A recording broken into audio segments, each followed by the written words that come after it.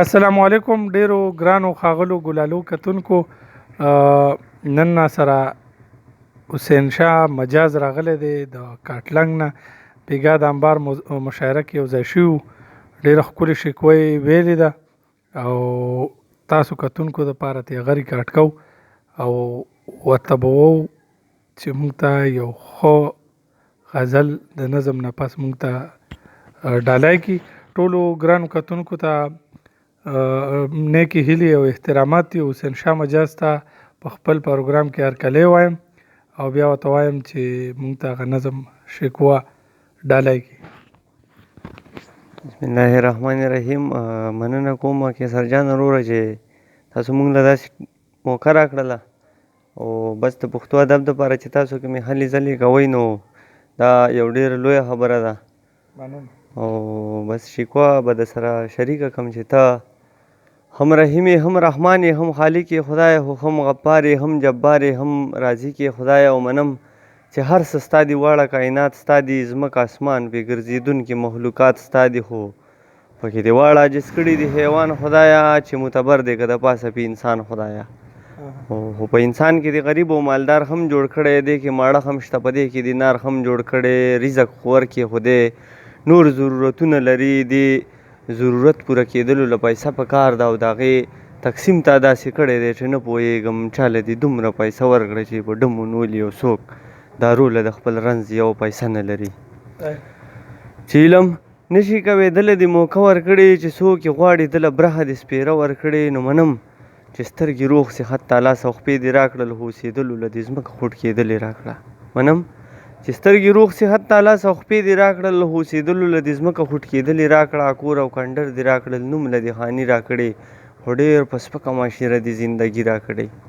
او خدایه بس صرف ډوډۍ خورمه روغ بدن دې راکړه څو ګزه ټوکې پټولو له د تن دې راکړه او پټ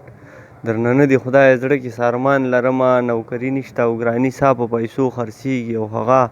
د سا د اخیستلو پیسو توان نه لرم نو په دې میراته زندګۍ کې ستړی شوی یم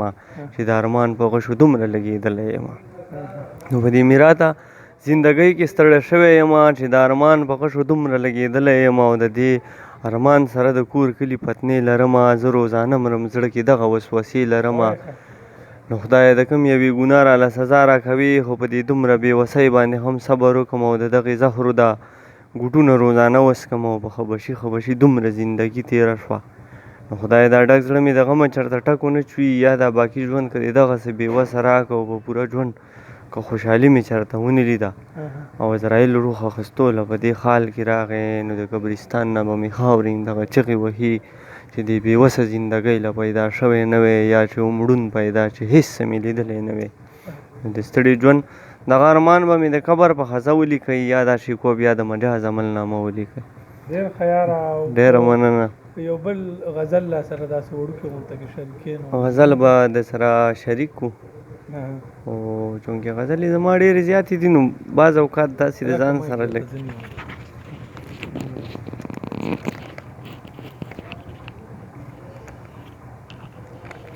غزل مطلب ده چې بس ورکه کوي داسې یې له ښاره زندګي له څنګه چې ویلان دی د باداره زندګي بس ورکه کوي داسې یې له ښاره زندګي له څنګه چې ویلان دی د باداره زندګي د سهار نه شمه تا ته په دې جي او جناب ستړی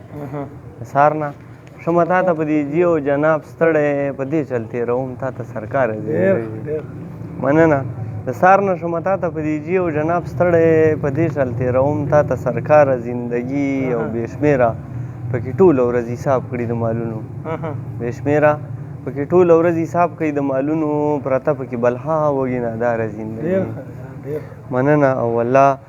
چې مې لیدلې وې پې هغه تورې سترګې والله چې مې لیدلې وې پې هغه تورې سترګې په هغه ورځ مې وتې له اختیاره زندګي. ډېر او چې دومره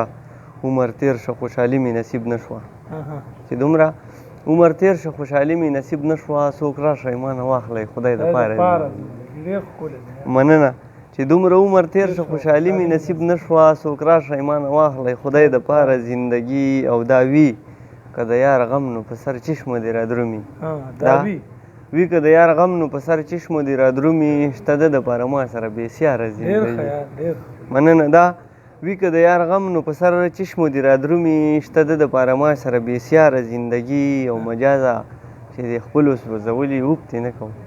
مجازه چې د خپلو سوځولي اوب ترې نه کوو هم هغه و چې کړه دې چا دپاره زندګي ډېر ښه ډېره مننه به د دې نه پس